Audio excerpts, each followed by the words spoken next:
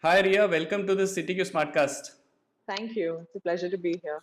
Yeah, Ria, let me start with the first question. So you had people and culture for Bloom. So what does your role really involve?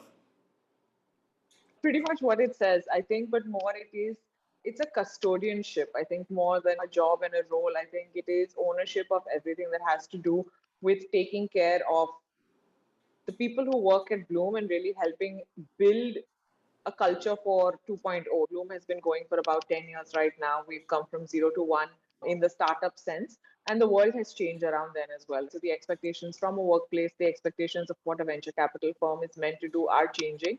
And the founding partners realize that they do need someone who can own this as a function on its own and be able to manage and solve for the people part of the venture capital business, which in itself is pretty unique because your expectations of growth, your expectations of reward, recognition, your role, the empowerment and the ownership you get are very different from whether it's a corporate or whether it's in another startup.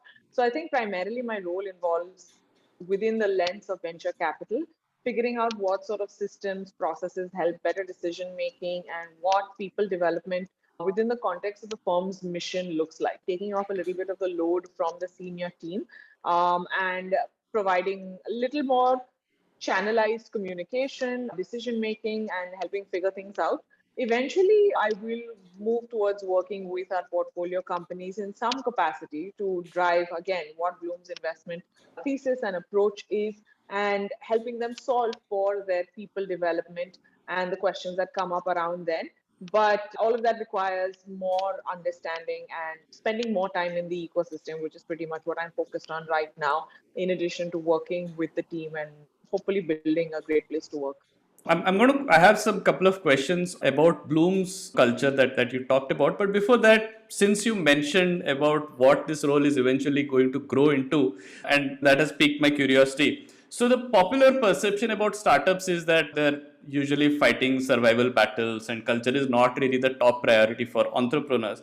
Similarly, early employees are also, they've decided in their minds that, yeah, we're going to have these sleepless nights, we're going to put in long hours, and that's the price they have to pay for a great payday sometime later. So how true are both these perceptions? Is it a perception? And if it is, how true are these perceptions? And has there been a change in recent times? So I think the key word here, like you rightfully pointed out, is perception, right? There's no right or wrong here, but that's pretty much how the startup ecosystem evolved. At that point, the goal of startups, when the whole startup ecosystem came, was to try and find an alternate way to create a product, to get it to market, to probably do it faster, to allow for more innovation and creativity faster than the speed of what was being allowed in a traditional work setup. So at that point, you were supposed to commit for the passion, for the purpose, for being part of something bigger.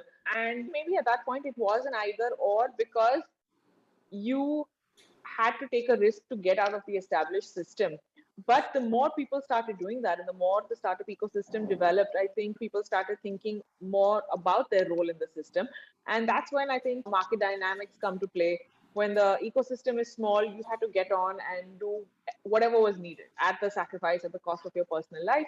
You had to do whatever was needed and just get onto the rocket ship and be grateful you got a seat. Now we're increasingly seeing that people have more power of choice, they have more power of demand, and it's demand and supply. And as with any case in market economics, when the supply starts demanding, that's pretty much when change comes. And I think you could almost think of it in a way that people are now trying to regulate what the startup ecosystem should look like and what they can expect as a fair reward for their work, which should not be seen as any less compared to the work that's put in at a corporate and should equally be rewarded for the same. But in the recent past, if you look at the last few months, at least in the tech entrepreneurship space in India, there is a war for talent being fought mainly on pay raises and fancy bikes and cars. So, is it realistic for some companies to still use culture as a magnet instead to attract and retain talent? It absolutely is because I you are continuously, if you are linking your employee joining you on an external point of validation or gratification, Someone else may come and give a bigger car, a bigger house, a bigger bike, more money, and they will leave. But if you are banking on your employees staying with you because how they feel at your organization, which people still think sounds fluffy and wishy-washy, but in fact it's not. If it ties into their sense of who they are, makes them feel valued, recognized, and part of something bigger, even a 4x package will not make them leave. And I think that's what more. There are companies I've met who will state their CTC in the job description upfront, for example, and say the package is non-negotiable. Please proceed with the process if you'd like to as well, right? That sends a very clear signal on compensation is one part of what you'll get here. We need to see what more, and if we want you. I think we've been swinging between two extremes of the ball being in the manager's court, whereas the ball being in the employee's court, and both feeling like they can demand. And I think it's come to a healthy balance right now where companies are they're being smart and realistic about the amount of money they have to pay, but they're also being very clear, at least the ones that get it are being clear about, we're going to take our time and do a culture check and make sure you're in it for the long run. Once you're here, we'll do everything we can to make you, to set you up for success, to work with you when you make mistakes, and to make you feel like you own a part of this, right? I think coming from the corporate world, we used to talk a lot about, I'm not the owner, I'm not the founder, I don't have ESOPs. Why should I care if I'm not? Why should I put in so much work if I'm not going to get the rewards? And I think in the startup ecosystem, we can solve for that by making employees feel like they have ownership, by designing the organization, by designing their role, by designing their rewards. So you can do that. And I think that sense of ownership and sense of culture will any day trump two bikes or a car. Yeah, speaking from personal experience, Ria, I've worked in companies where the joke used to be trespassers will be hired to our company right now, where we've been accused of having extreme amount of friction in the whole process for even hiring for something like a freelancer role. So yeah, we've seen personally, I've seen that entire shift and what comes with that whole shift in philosophy as well, because now those Absolutely. people who are coming in, they're in it for the work, they really want to do that. It's not some, like you said, And some other. it's a very scary thing to be on the HR team, to be on the founding or the leadership team of an organization, and to have an employee come to you and say, hey, I have an offer from somewhere else and they're paying me X. And to take the ethical call at that point, whether you will engage in those discussions or not, and to be ready to take the risk that if you say, look, if you want to move on for a higher salary, please move on, and losing a strong candidate, and really balancing, being confident that you are offering the best experience that you feel is relevant. You can always be questioned on that. Being on the other side of the table is always a tricky situation to have to justify yourself to employees. But I think companies who are confident in what value they can generate for employees down the line in the long run will ultimately end up having cultures that also create for that, for those who are willing to stay. Yeah, yeah, absolutely, absolutely. In fact, we also do a lot of work in the culture space. So we get to hear some of these stories. In some cases, they are war stories from Yeah. some of these founders. In fact, the next question, before the next question, I'll just mention what we heard from Monish Darda. He's the co-founder of iCertis, CTO and co-founder of iCertis. It's a unicorn company. So we just published a SmartCast with him last week. And one of the most interesting things that he said was when they actually, he and his co-founder, when they sat down, they first decided what is the kind of organization they want to build before they even decided what product they're going to come up with. And he said this wisdom was due to the fact that he was a fifth time entrepreneur when they started iCertis. These second, third, fourth time entrepreneurs seem to value culture and the kind of organization they want to build.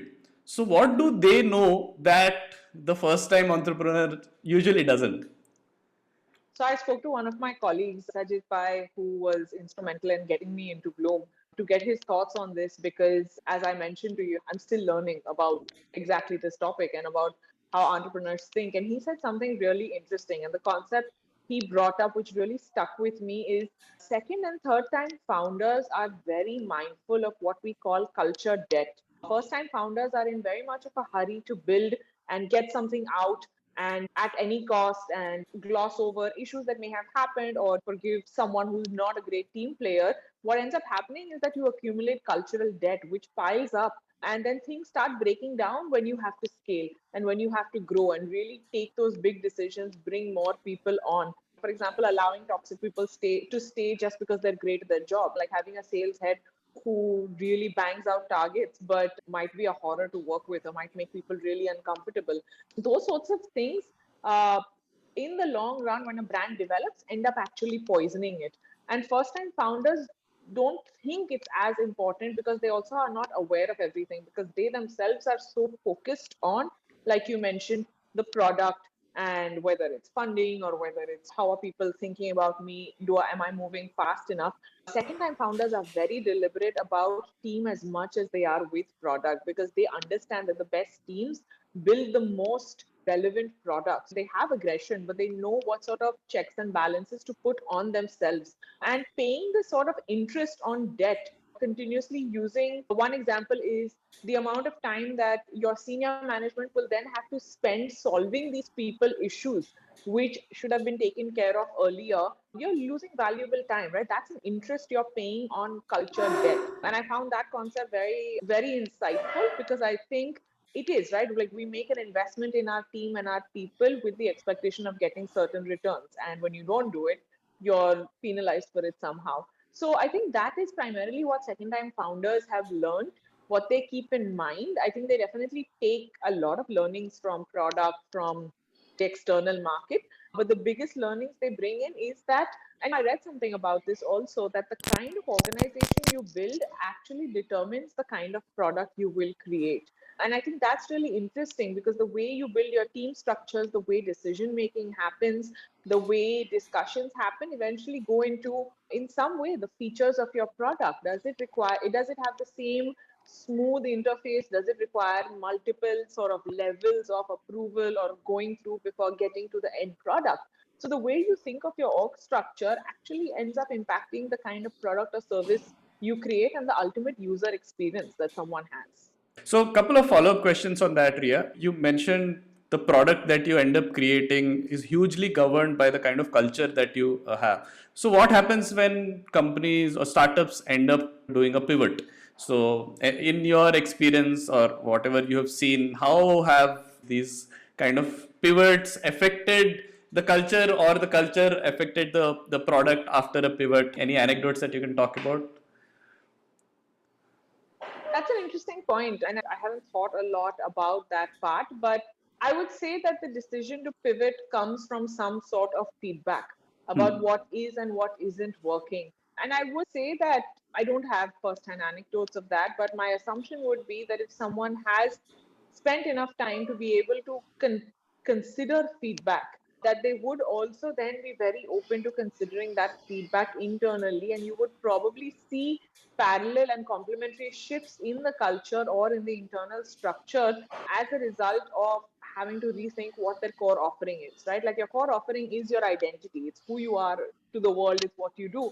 And when someone is willing to accept that, hey, we may need to change this, it implies a fundamental acceptance of something's not working, we need to Right. fix it. And I think that's an incredibly positive environment to actually rethink about culture and org as well, because you have already laid the foundation of the desire to grow, the desire to be better. And I think it's a great time to think complementarily about, what does this mean for our culture? If we're rethinking our product, what does this mean for how we solve for things in general, and how is it going to impact who gets involved, what the ownership is, how feedback loops continue happening. It could be planned. If it happens spontaneously, I think HR leaders or de facto people leaders in the organization would be wise to use that as a moment to make sure that conversation happens in a parallel sphere as well. And I guess in that sense, once you pivot, you're almost like a second time entrepreneur. So, all that we talked about earlier in terms of reflecting upon Absolutely. what has changed, what can they do better, I think all that will also kick in, right? Automatically, yeah. Yeah, yeah. So another question on the whole startups scene was that founders also end up, the first few hires or first few people that they start working with are usually people that they have gone to college with or friends, ex-colleagues. In most cases, these would be very similar, right? Similar Mm-hmm. to them. They will Yeah. try to look for complementary skills, but they would still be people that they gel with. At some point they would also want to add that whole diversity of thought, which is where probably some people go on a limb and try to hire somebody that they don't immediately gel with. How do they understand that, okay, this is diversity of thought and not toxicity, or vice versa? How do they make that distinction? I think what's extremely important at that point before going out and trying to add anyone else to your team is really being able to articulate what is important to the founding members of your core team, right? Yes, they might be cut from the same cloth, so to say. They might have similar mindsets, similar experiences, but values still go a little beyond that. For example, if they've all met during college, their college life from then on might be very similar and they might have similar experiences. But pre college, they might all have certain values that they hold close. So I do think an articulation of here's our culture DNA, making sure that everyone is broadly aligned on that, and then using that as a guidebook for looking for the next person and being able to be objective enough to understand, okay, the person matches the values. They might have a different way of doing something. They might it might their values and action may not look like what our values and action look like, but the intent is there. It is a little difficult early on to try and be objective in this process. It normally helps to have, if it's only the core team or the only the founding team, it helps to always bring in another perspective, someone who can help them objectively evaluate, look, you are looking for X, this person has it. They might not, the packaging might not look like what you expect, the Right. packaging and the wrapping up mostly, which is what we tend to focus on in interviews and adding folks to the team. At that level, though, it still is very important for the founding team's values to really come through to that next layer and for them to be still very involved in the hiring. It's a calculated call that someone can take that, hey, we do want to hire people who have these values, who match what we are thinking, because we believe this will help us bring our product and help us take the next stage. What's important is probably at the level, at the minute you feel like, okay, now it's getting too big, or maybe some of the earlier founding team members have left, and the initial culture that was codified is at risk of breaking down or getting diluted. I think that's a place where probably focusing a little bit more and having someone else help you articulate and help you objectively look for the next set of people would be helpful. Until the level where the existing founding team is still there, the culture, the DNA will still seep through. But the minute someone leaves or there's exponential growth, you're at risk of it being diluted. The further someone gets from the founder, the more their understanding of the culture will get fuzzy. And that's what you have to account for. Like the minute my signal is the minute you have to hire a manager, whatever it's called, right? The minute you have to hire someone who has to manage someone else, that's when you know you're getting pretty big. And you will need to account for someone to be able to drive who has to own this culture translating down. Yeah. And you also mentioned the culture codified, right? The DNA. How important is it for people to actually articulate that whole culture? A lot of times people feel that, no, I know whether this person is a culture fit or not. Sometimes they're probably going by gut feel. We know that there are a lot of biases at work there. Unless it is codified, like you said, it's going to be very difficult to, you know, actually objectively say So, whether it's a fit or not. of course, there are two camps broadly on this. One that believes culture fit is detrimental because that just means you're adding more and more Correct. people who are exactly like you, and believes that you should be looking for culture add. What else are these people going to add to the team?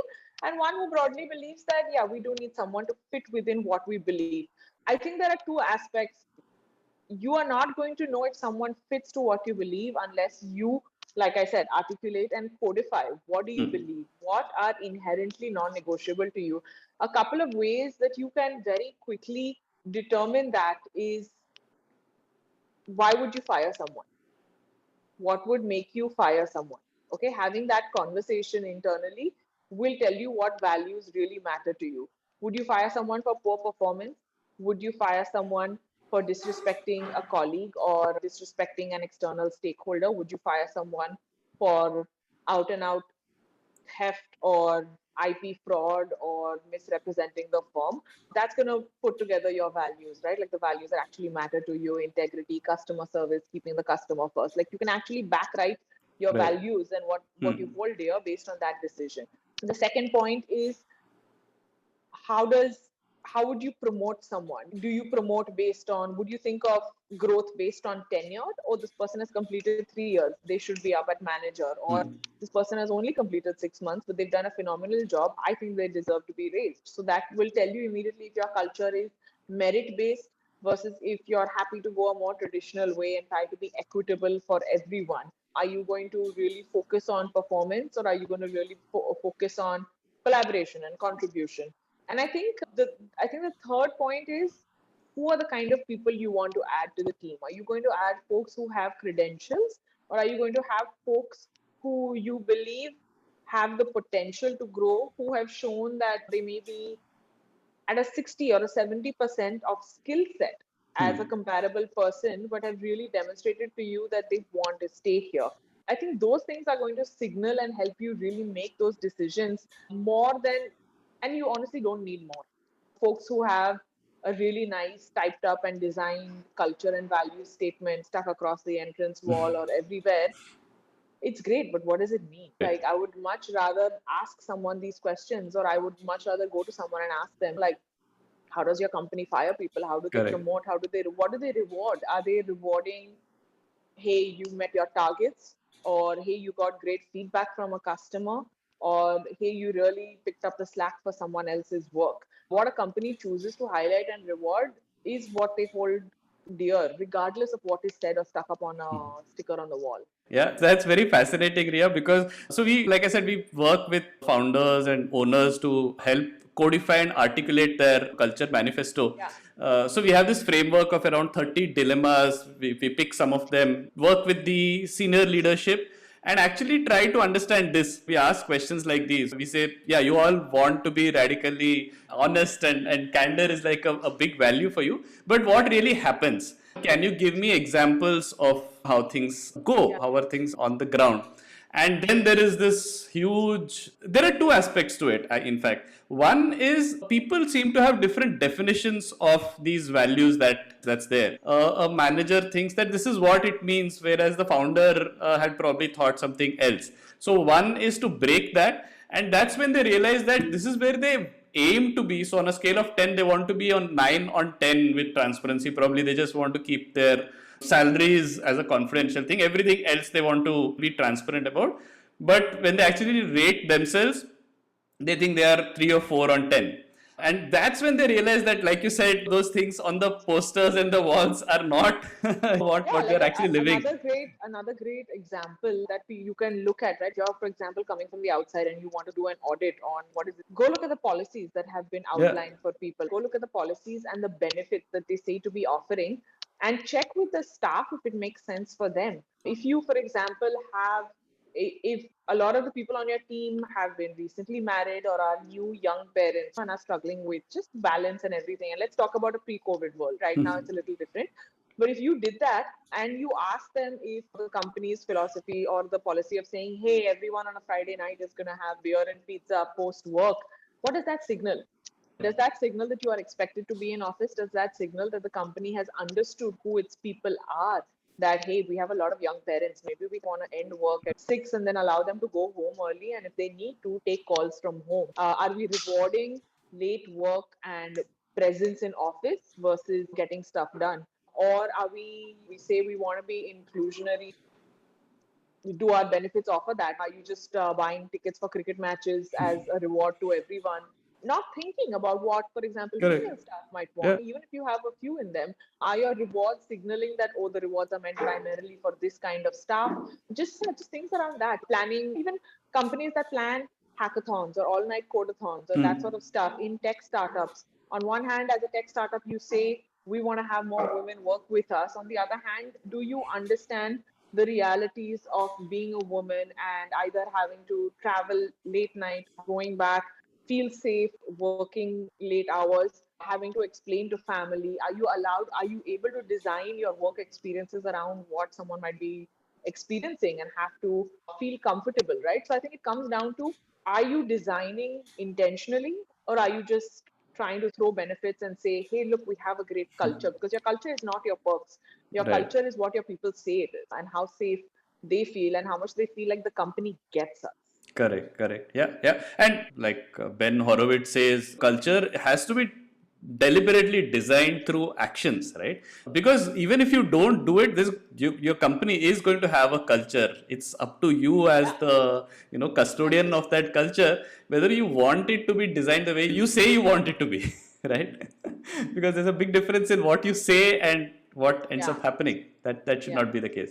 So in your experience, what are deliberate actions that startups are doing that you have seen where they are trying to ensure that the culture that they talk about is actually what they have in their company as well?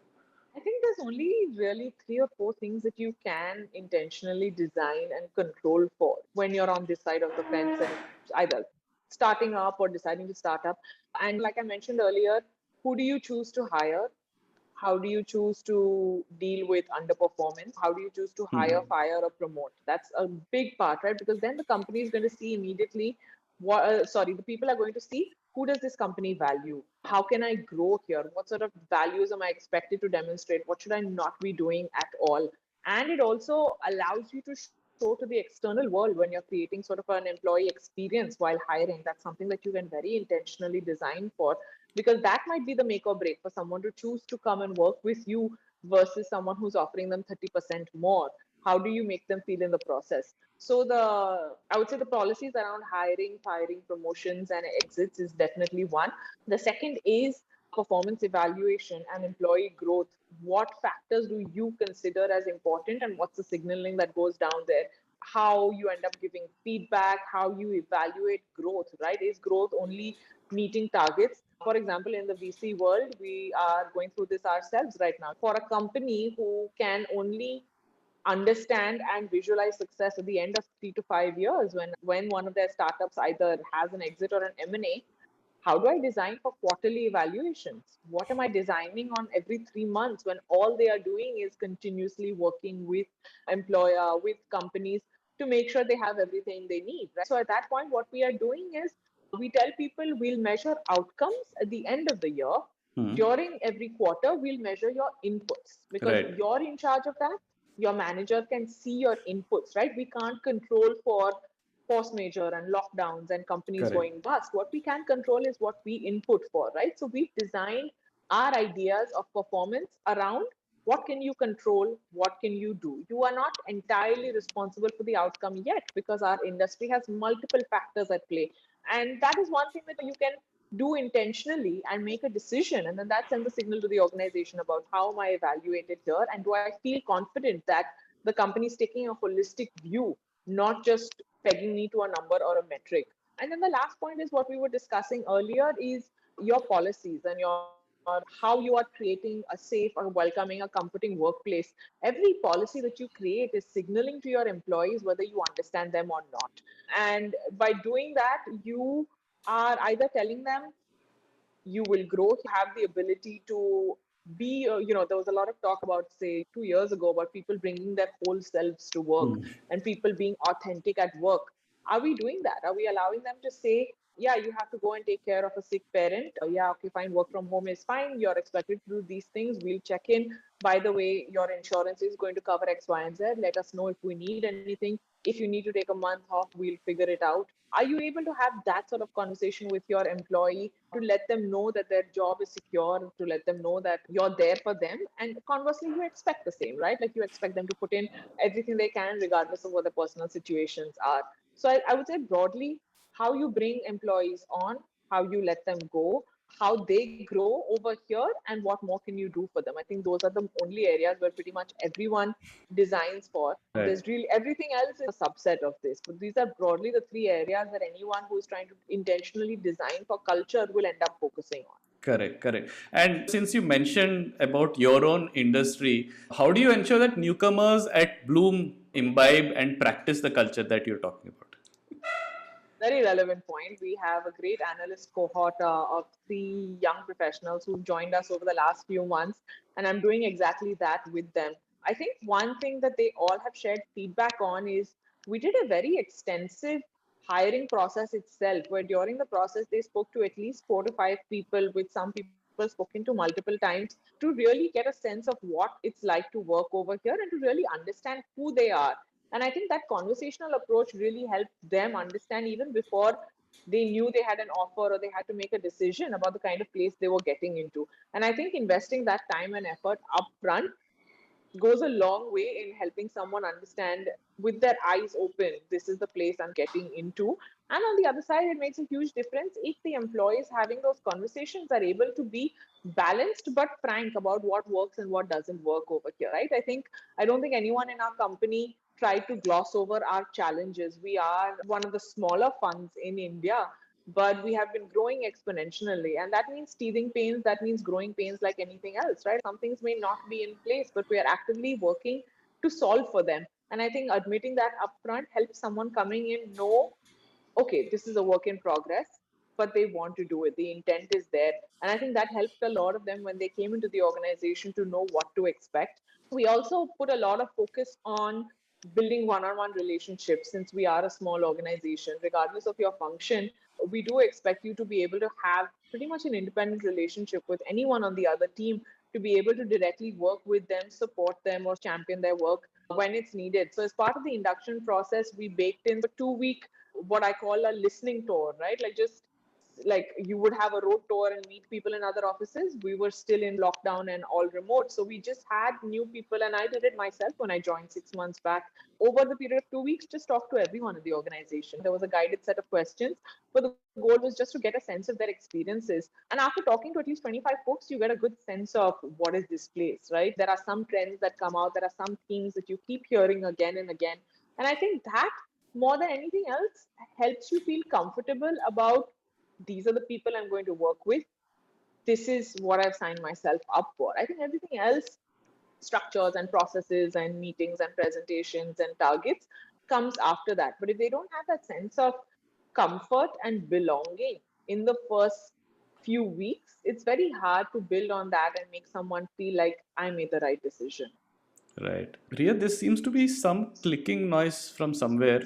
I've had also noticed that Rishabh just pointed at. Is it from your end? There's nothing at my end that's moving at all.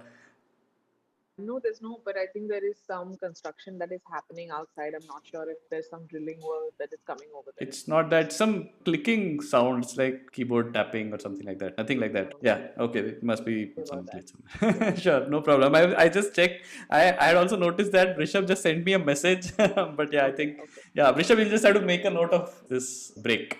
Yeah. Yeah, thank you. Yes. Okay. Yeah. 3, 2, 1. Yeah. Ria, continuing with this question about people at a VC firm like Blume, right? You would, I'm sure, need to consume, retain, and use a lot of diverse knowledge. So, do you have any tips for creating a culture of curiosity at work? I'm sure there'll be other companies who would have similar requirements yours at Blume. Yeah, knowledge and knowing what's happening in the ecosystem is what allows us to do our job. But if you speak to anyone internally, I think that's something that they all equally do struggle with, given the bulk of work that is going on during the day. I think what most, and I did speak to a lot of people to understand their individual approaches around this. One technique I have seen multiple people in our team do is intentionally block time either at the start of their day or at the absolute end of their day to consume content, to really see what's going on out there, to really work on building their understanding of what's going on. So, number one is blocking intentional time at the start or the end of the day.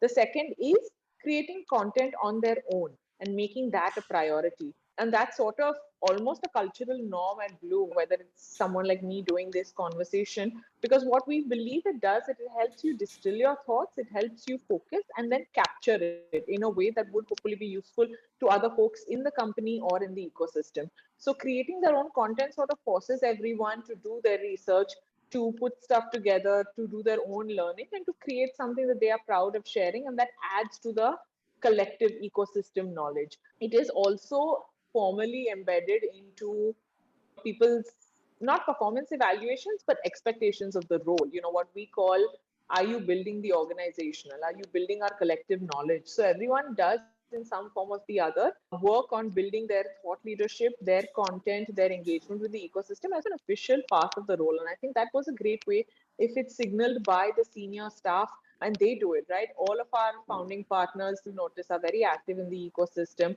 including the next level. Sajid himself, Arpita Agarwal, who's a leading mind on deep tech in the healthcare, in the mobility space. And then our partners, Karthik, Sanjay, and Ashish, make the time very consciously to be present on multiple areas of thought leadership to be able to both consume content, to be ready for that, and to help create content.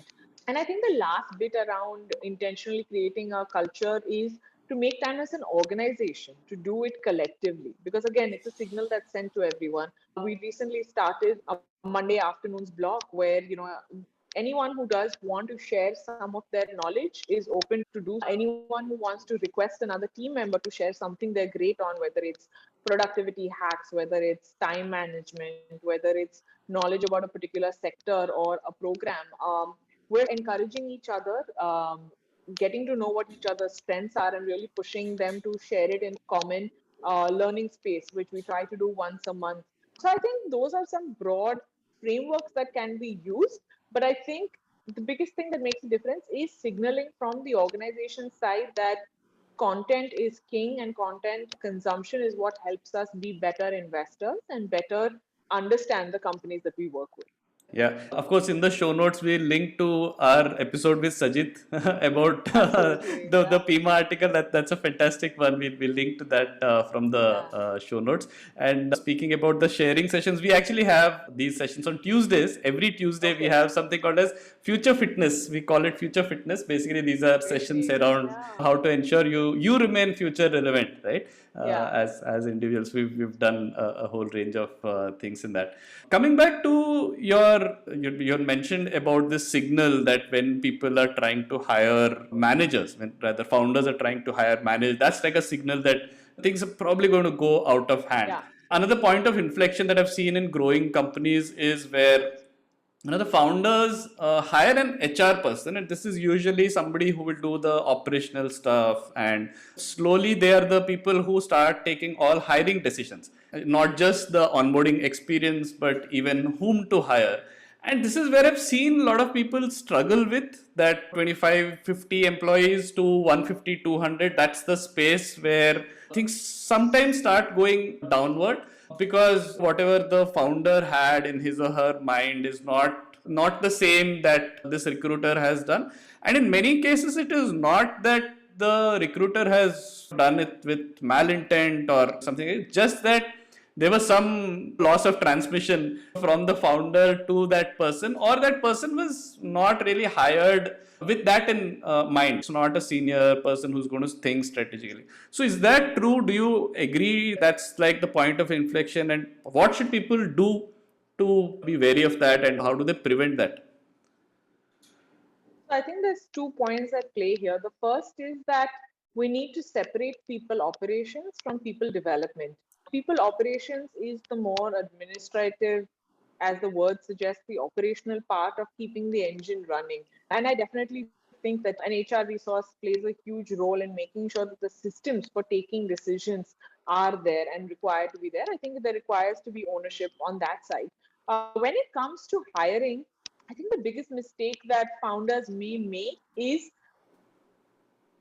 if you want someone to be hiring on your behalf, they cannot be a junior person. Number one. So I Hmm. think really being clear and intentional about the seniority and the role that this person has to play. The second mistake that a lot of people make is not being able to give enough time to a new HR resource. You're bringing in someone who's expected to solve people for you, who's expected to use your lens to judge and bring in people into the organization, which is one of the most ambiguous and complex tasks. My husband doesn't even know half the time what I would want to order. If I ask him to select someone, like at a restaurant, he doesn't know what I want to order. So if I ask him to select on my behalf, that's giving a huge Right. responsibility to them.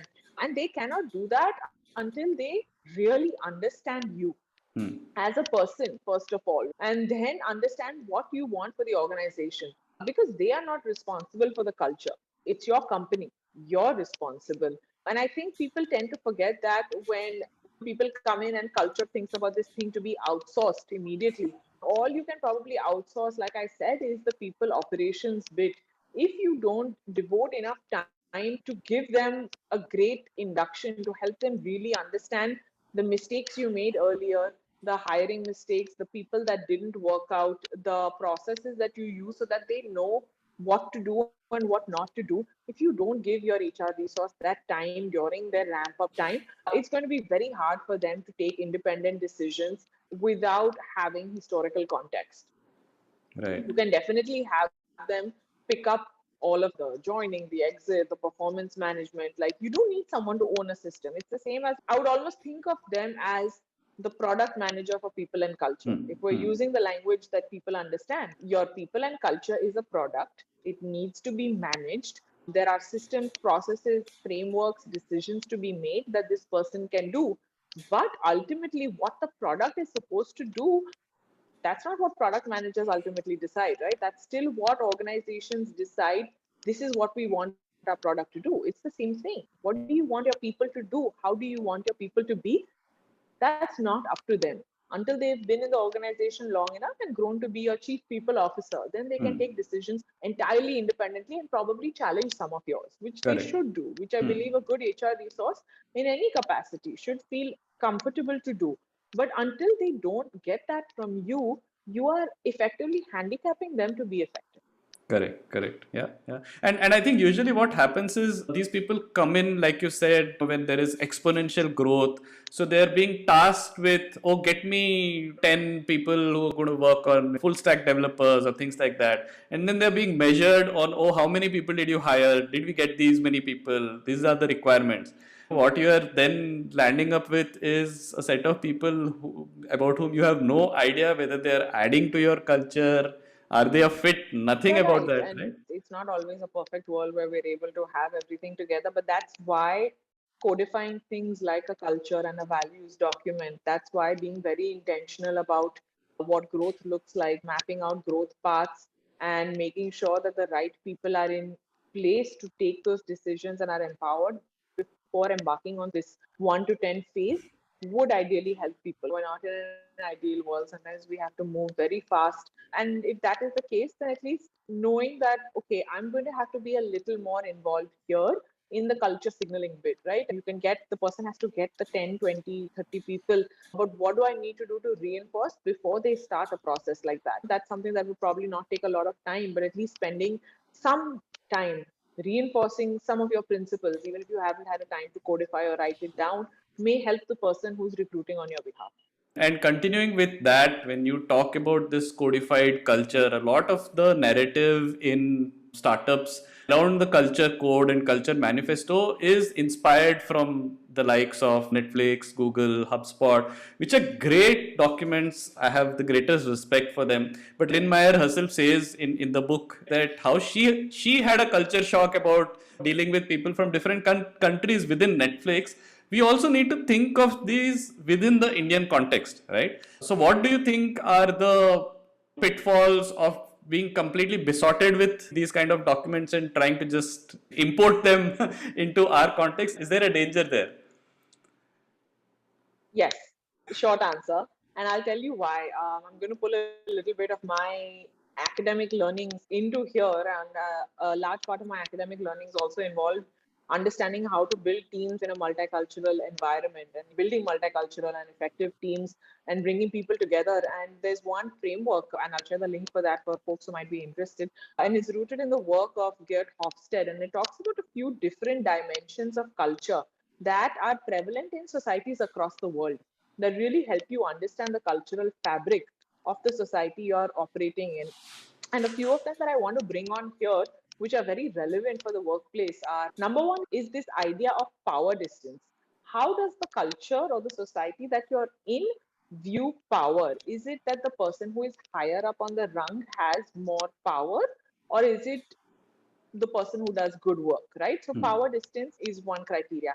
The second is how individualist versus collectivist is the culture one that really celebrates, hey, I'm going to do it on my own, or is it one that really says we're all in this together? What does the cultural fabric of society say? You can Correct. say whatever you want internally, but what does your society say? And it's interesting because different countries are rated on different spectrums of this. So Right. in India, China, Japan, tend to be on the more collectivist side compared to our Denmark, UK, US, who are on the more individualist spectrum.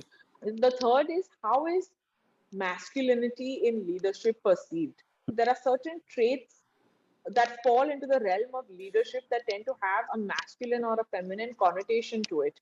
And how do those get perceived within that culture? For example, if we talk about aggression and being outcome driven versus care, empathy, service, how are those perceived by that culture? Are they perceived positively or negatively? The last two are one point of uncertainty avoidance. How comfortable is the culture with ambiguity? How much structure do they need? And the last one is long term orientation. Is it common in that culture to continuously be thinking down the road, long term, or is it a very short term, what's going to happen tomorrow?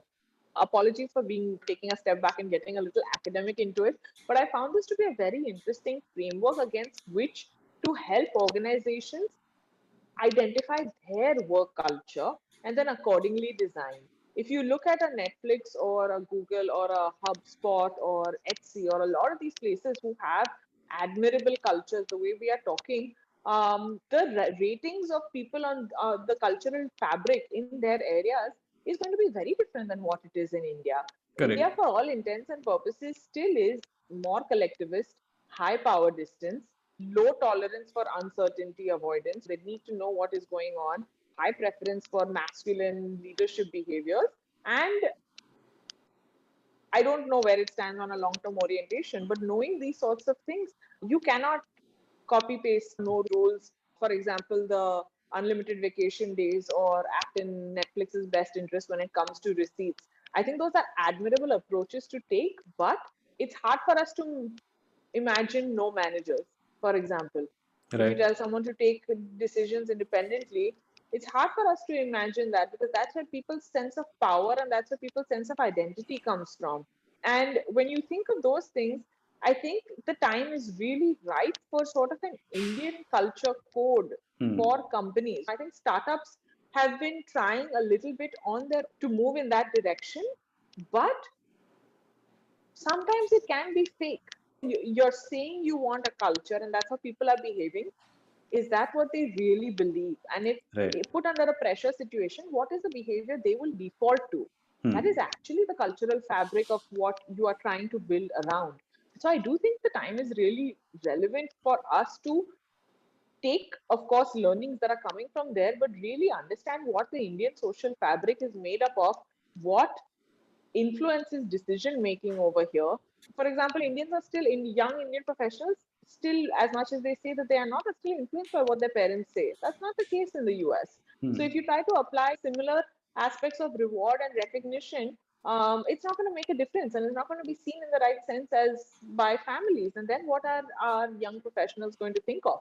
So I think our Indian cultural context really differs from our Indian startup context. But I think, yeah, to answer your question at the start, I don't think we can blindly copy. And I do think, I'm not also sure how aspirational it is. I think it's great. I think it's great to see something put out there. And I Right. think that's what excites us. But yeah, it really depends a lot on the leader of the organization as well and what's the sort of organization they want to create. So I think a lot of these documents are great framework. I think they're great guiding points to start having a discussion for companies Correct. on what's the culture code they want to have internally. And honestly, that's a lot of work. We're doing that at Blume right now as well with 200% support from our partners and our leadership team. But it's difficult work to put time aside to really be able to articulate what are we doing well, what are we not, what do we want to see, because we get asked questions from our team and we fully encourage it because it forces us to think around these things, right? We're trying to build policies around stuff that didn't happen 3-4 years ago. So that's also a new development for the organization. But I think the willingness to understand who we are and what we're trying to solve for is the first part in creating a culture code that will make sense for the organization.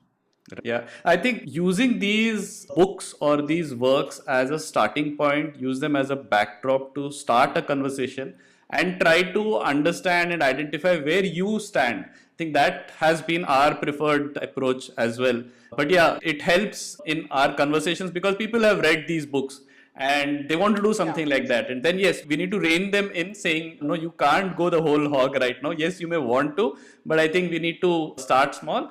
For all you may be having that team and the organization, which could be Absolutely. like the Netflix of India, but let's identify that, let it emerge rather than try to force fit it, is how we have been approaching this. On that note, another question, Ria, is that we've been working with company founders and to collect and spread a lot of these stories, these anecdotes of how people behave, how people live those values. Basically, we're trying to create this folklore of that company. That is what the culture is all about, right? If you Yeah. think of all the great cultures, there are these mythology whether it's Ramayana, Mahabharata, Bible, whatever. And these are all stories, great anecdotes, and that is what sort of gives you an idea of this is how I'm supposed to live and behave if I'm a follower of this tribe, right? In your opinion, what kind of storytelling muscle should startups and entrepreneurial teams build to be able to create this folklore for themselves?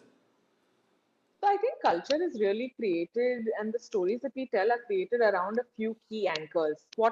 How do things happen here? What are the rituals and traditions that we use?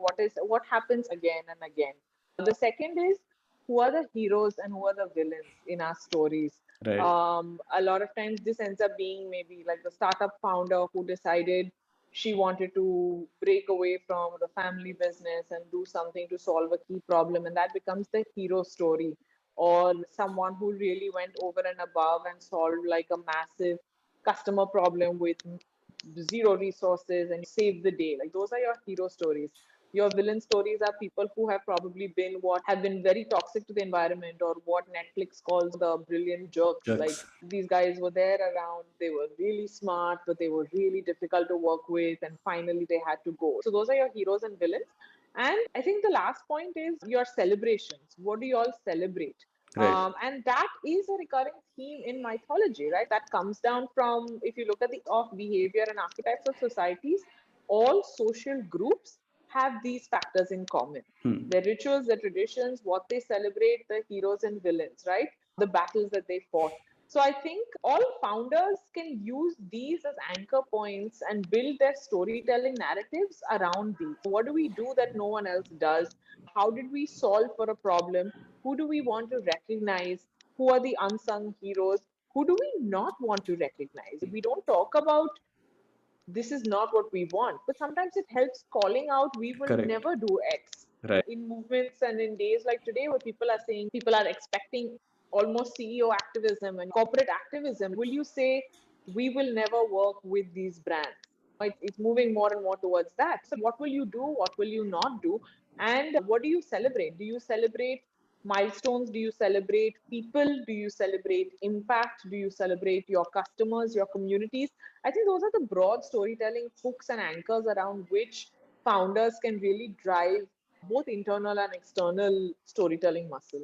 Yeah, and these stories are all around them. They don't really need to manufacture these things, like you mentioned. They all Absolutely. have these heroes and villains. They have had these battles, which is why they're there. Even I'm sure a 6-month-old company will have enough stories. Right? And we've also seen that a well built repository of these kind of stories actually becomes a strategic asset, because if you think of it, what are the objectives that can be served by a repository like this, from your recruitment, hiring, onboarding, marketing, rewards and recognition for people, that this is the kind of behavior that I want to encourage in my team. Absolutely. It becomes like a badge of honor that, oh, Ria's story is appeared on the microsite because she showed XYZ and this is what we want. So that's great. But yeah, again, it is still lower in the list of priorities for a lot of people. So we end up trying to make a case for I it. mean, I think a few ways you're right that is lower on the list of priorities when you have to go out and search for it, right? I think a few ways where you can make this a pull factor is building it into a few formal frameworks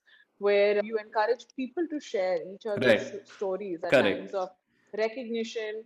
You can build it into performance management. You can build it into formal feedback cycle. Companies do 360s appraisals. And Hmm. you can Hmm. probably move towards involving these stories instead of only looking at metrics. at times like those, because those are official points in a company's history where we do capture Correct. information. Yeah, yeah. So instead of building a system anew to capture these stories, think of ways where you can build it into existing frameworks where then it can be recorded for posterity. Yeah, yeah. So on the same lines, Ria, we talked about mythology and how these things have all. It's a solved problem. People have been doing this for generations in terms of how to build that whole community, how to build my own tribe. What other worlds can founders draw analogies from for lessons in building company culture? So the analogy that I struggle the most with is when people say we are a family, because while I understand the sentiment of care, empathy, and support Correct. that they are actually alluding to, what makes it harder being the person who has the ownership of people, culture, and performance is, what do you do when a family member doesn't perform? You're Right. supposed to unconditionally just accept them and keep them on, right? And you also, a lot of people are disappointed by family members who don't do anything. So are we saying that then we will just let people stay on and not do anything? Because a company at any point is accountable for performance to its shareholders, to its customers, to its board. So there are expectations of performance. And what does that do for the people that then have to pick up the slack for those who are not performing? So I think that's a crucial question that any startup or any company who defines itself as a family should actually answer for themselves. If Right. they're able to explain how they deal with this, kudos to them. But I Right. think a lot of times it ends up being the elephant in the room. The other spectrum of this is what folks call the sports team, that we're like a sports team, targets, we're going to hit, aggressive, be there. I think sometimes that does not allow for mistakes. A guy who doesn't perform in two ODIs is benched, right? But maybe you don't want to build as extreme a culture.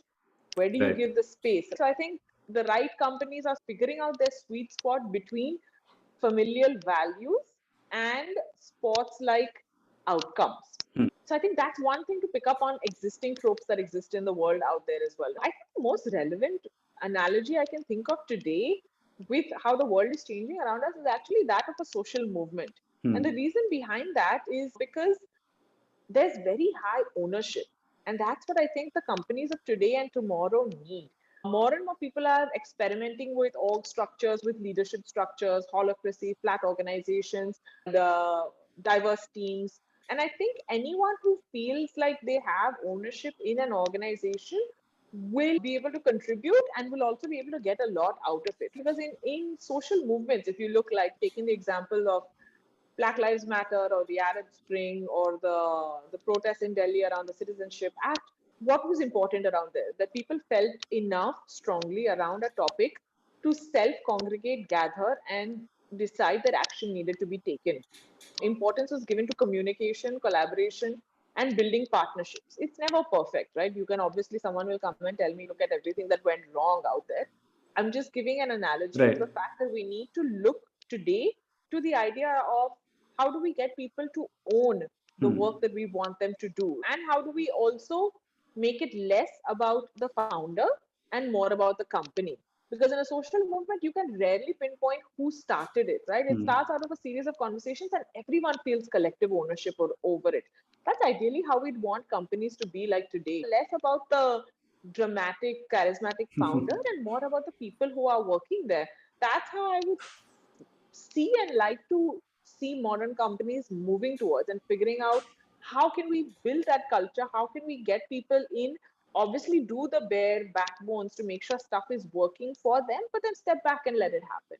Yeah, yeah. We often give the example of Wikipedia contributors. Nobody pays them, but they're doing such a fantastic job and Yeah, a back-breaking job, I would say, absolutely. in terms of doing all the research and flushing out all the peacock words and things like that. But yeah, nobody's paying them. They're doing it out of their own interest. They want to be part of that, right? So yeah, I think that's a great example that you talked about in terms of building that movement. That's a great analogy. One of the final questions that I have here. So in the post 2020 world of collaboration and distributed work, do you see some kind of leveling of the ground from a diversity and inclusion point of view? I think people when everyone right now is just limited to a 2 by 2 square on a screen right now, I think people have definitely become more aware of their biases and their limitations, managing people and their challenges. And in doing that, they have become aware of the diversity of people that is on the team and also their own background and upbringing that has gone into how they've become managers. That plus the extremely personal losses that a lot of people have felt this last year and challenges, right? Even if it was not a loss, but significant challenges that everyone experienced. I think people realize that they are somewhat at a disadvantage if they don't work with more empathy and they don't build connections with their team. So I think number one, that's a realization that everyone had.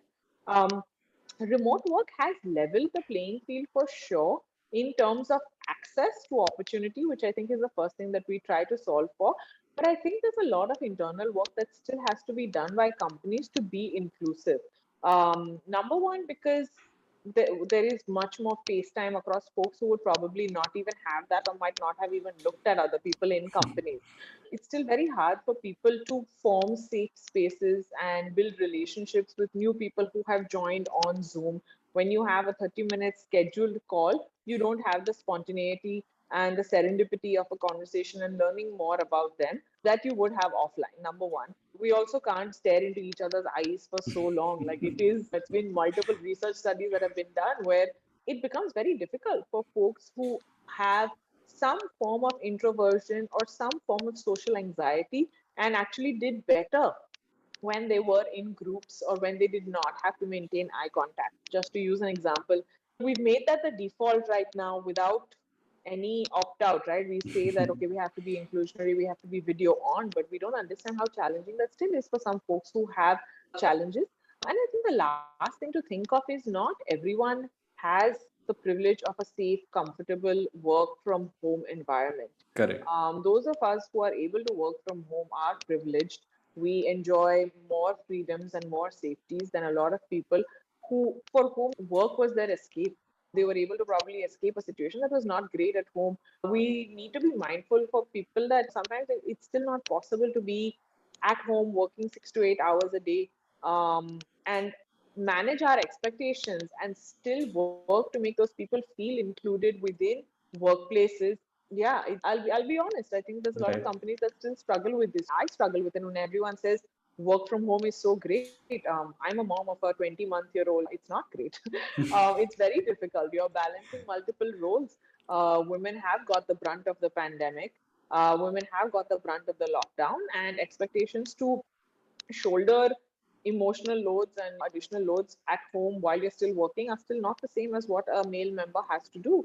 We expectations of being online at certain times, of having meetings at 6, 7, 8 in the evening, you're not being inclusionary if you don't consider these facts while you're designing for them. If you have considered them and still decide to go ahead with it, that's fine. But I do not think that we have leveled the playing field in any ways. I think we have unearthed more hidden bumps that we did not see because we were so far away from the field on a daily Right. basis. Yeah, yeah. In fact, we are helping some of our clients figure out the future of work with respect to hybrid work because Yeah. they are going to open up offices. And we see this as a big fear among people that, yes, you're going to offer me this option of working from home, but I know that you're going to treat me as a second class citizen because I'm working from home. My colleagues are in office and they're going to be seen in a different light. So we're just trying to figure out what are They the will be best seen as ways. more committed to the organization. Correct. It is something that I think people need to not just assume that the experiences of some are the experiences of all within Correct. the organization. Yeah, yeah. Again, boils down to the what we've been talking about earlier as well. But yeah, these are also challenges that are going to become more and more. They're going to start impacting very soon now that people are And opening that's up when you offices. know that you have either created a culture of belonging and a safe space if people Hmm. can come and tell you that. Correct. Yeah, That's yeah. also a signal for you to look out. Is someone able to come and tell you, I'm sorry, I can't join the 6:30 evening happy hour catch up because I have to be home and my daughter. I That's an example from my life. I shared it. Right. My team Yeah. does catch up at Friday evening 6:30s, and I think it's a brilliant idea. I am the new mom in the organization who I Hmm. have a daughter and I have limited time with her. So I do Correct. have to make a balance and I have to trust that my colleagues are not going to look down on me for it. Hmm. But I do Hmm. have to to them from a sense of respect to explain why I'm not there and to trust that they will not Hold it judge me against for you, it. right? Yeah, they will not hold it against me. And if I'm able to do that, then I know I have a culture that respects and celebrates me for who I am. And that's a great point for founders to think if they have heard enough from folks sharing openly about their challenges, about how stuff has been structured. That more than anything else is going to tell you whether you have a culture that is inclusionary and a place where people feel like they belong. Yeah, in fact, if these things are being voiced, that's a great start because they feel they're safe enough to actually voice Absolutely. it, right? Absolutely. Absolutely. Yeah, yeah. So, Ria, final section where we're going to ask you about the future relevance of certain things. I'm going to give you three words, terms, things. I'm looking for a hot take from you. So, what do you think is the future relevance of the freelancer or the gig economy? I Not think just in the context of Ubers and Olas, but yeah. I think we are empowering people to design lives. For me, that is ideally the ultimate outcome of moving to being a freelancer or working in a gig economy. I think more organizations will design their structures to make sure that they have talent and skill, not just bodies to fill a seat. And that's where freelancers and gig economy can take advantage of it. Okay. Next one, what is the future relevance of the traditional startup hubs like the Silicon Valley, Bangalore, Delhi, NCR, Hyderabad in India?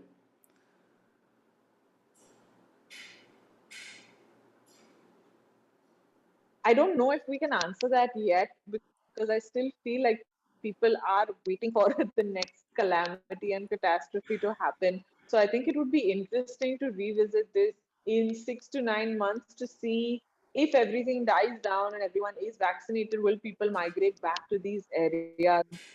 Off the top of my head, I do think that there has been enough work and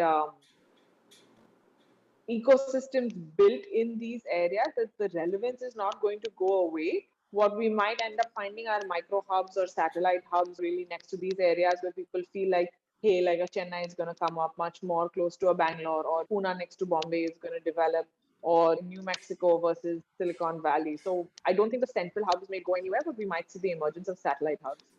What is the future relevance of generalists? Generalists are going up and up.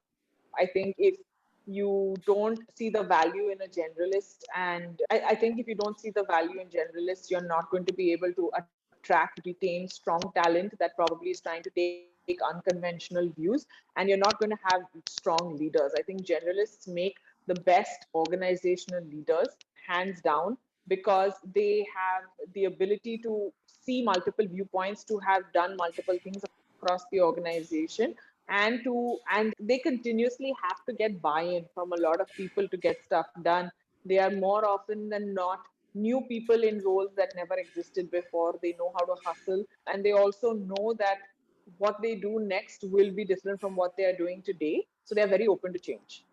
Right. Okay. And the final one, which I'm not going to let you go away without answering. What is the future relevance of the Marvel and DC universe?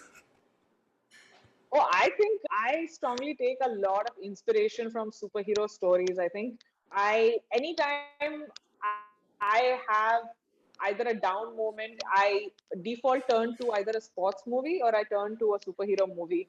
Also a huge fan of the Harry Potter universe. I think stories and heroes and overcoming challenges will never get old.